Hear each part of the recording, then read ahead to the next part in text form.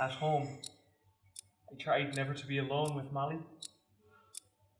I didn't know what to say to her anymore. Tried to avoid Charlie too. On the farm, I took every opportunity that came my way to work on my own. Farmer Cox was always sending me off on some errand or another. I always took my time about it. It was while I was making a delivery to the Hadley market one morning that I came face to face with the war for the first time.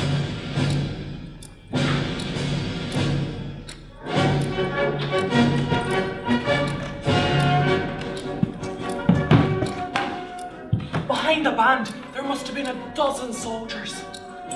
Splendid in their scarlet uniforms. They marched past me,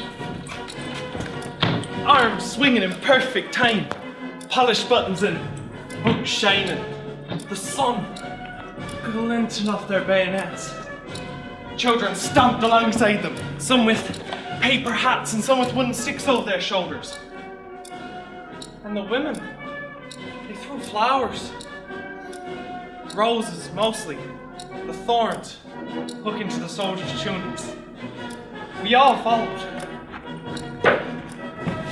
Union Jack fluttering behind him, the first sergeant major I ever set my eyes on, up on the steps in the middle of town square.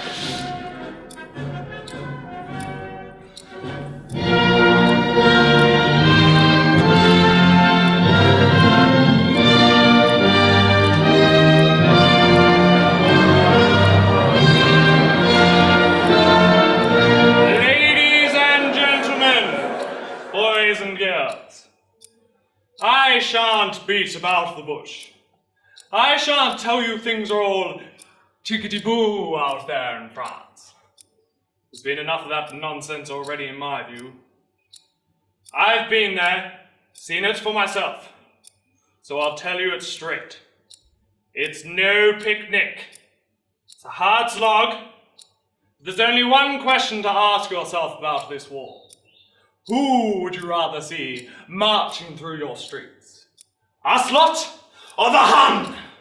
Because mark my words, ladies and gentlemen, if we don't stop them out there in France, the Germans will be here! Right here on your doorstep. They'll come marching, burning your houses, violating your women, killing your children. They've beaten brave little Belgium, swallowed her up in one gulp. Now they've taken a fair slice of France too.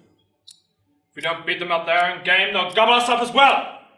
Well, do you want the Hun here? Do you? No! Came the shout. And I was shouting along with them. Then shall we beat the living daylights out of them? Yes! We roared. Good. And I shall need you. Your king needs you, your country needs you, and all the brave lads out in France need you too. Remember one thing, lads. I can vouch for this. The ladies love a soldier.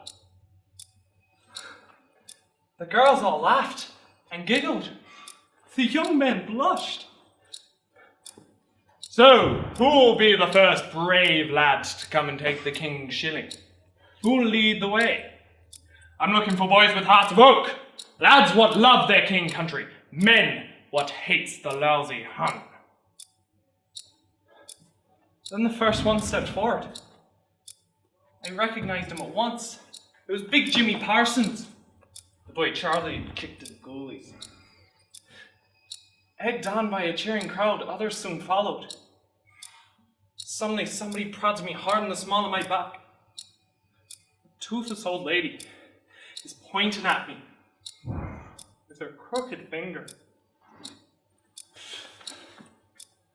Go on, son.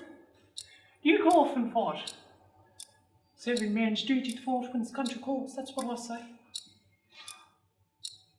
Go on. You ain't a coward, are you? I didn't run. Not at first. I sidled away from her slowly, backing out of the crowded square, hoping no one would notice me. Chicken! Chicken! I ran helter-skelter from the crowd to skirt down the deserted high street. Chicken! Filled with shame, keep on going.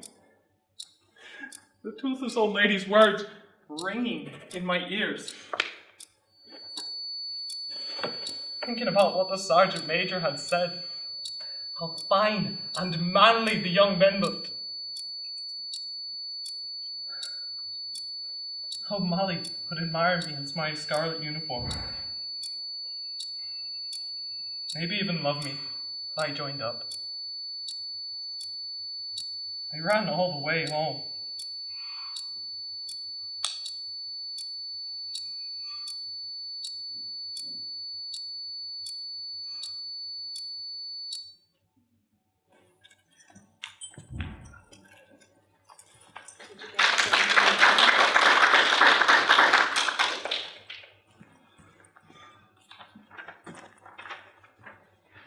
My decision as director was to stay true to the time period and setting of the original play. My costume resembles aspects of an infantry soldier, an army officer, and a farm boy. Makeup includes reddened eyes and a pale face to reflect the effects of gas and sleep deprivation. The set is basic, in the style of epic theatre.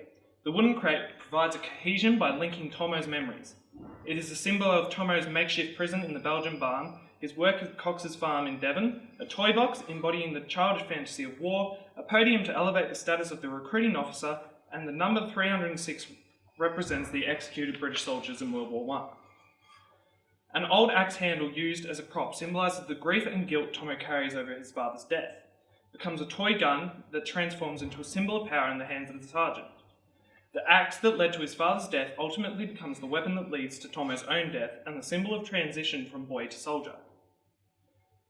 In epic theatre style, the monologue seeks to deliver the didactic message of the injustice and glorification of war.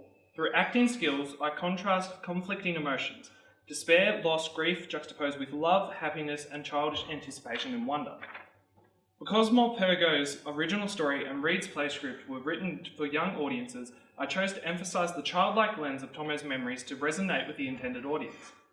As actor, I use physical theatre to visualise Tommo's memories. Body movement and voice accentuate the naive vision of war and adventure, and accents provide contrast and variation between the characters. Rhythm is used in the ticking watch and punctuates the moments of Tommo's life. The Devonshire accent used and the soldiers who marched the beat of the original Devonshire regimental marching tune featured in the soundtrack. As director, I chose to bookend the monologue with Tommo returning to his starting position, thereby providing a sense of closure to this memory.